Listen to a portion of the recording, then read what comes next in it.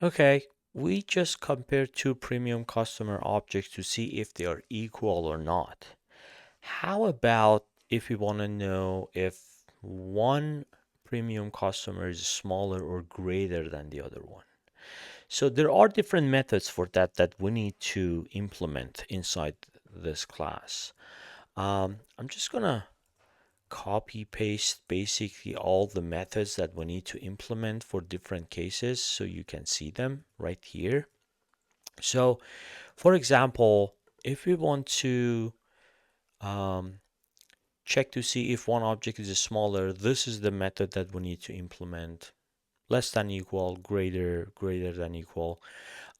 Let's say we want to compare two premium customers to see which one is smaller than the other one. So we gotta do the LT one. Um,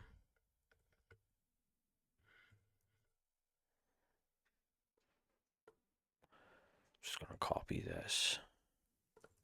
And let's say I want to say one premium customer object is smaller or greater than the other one based on their ID number. So that way, when I want to sort them, I can sort them based on the ID number. So if the self ID number is smaller than the other one, great. Let's go test it.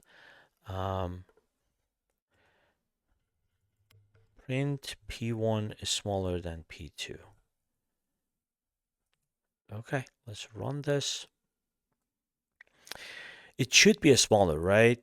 Because this one has 1, this one has 10. So there we go, we're getting true.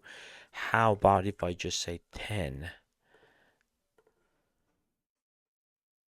Okay, so now they are equal, but P1 is not smaller than the other one. So as you can see, basically you define how objects from this class should be compared to each other based on different situations. You can compare names if you want. Depends on how you want to compare them. I just use the ID numbers of those objects to compare just for simplicity.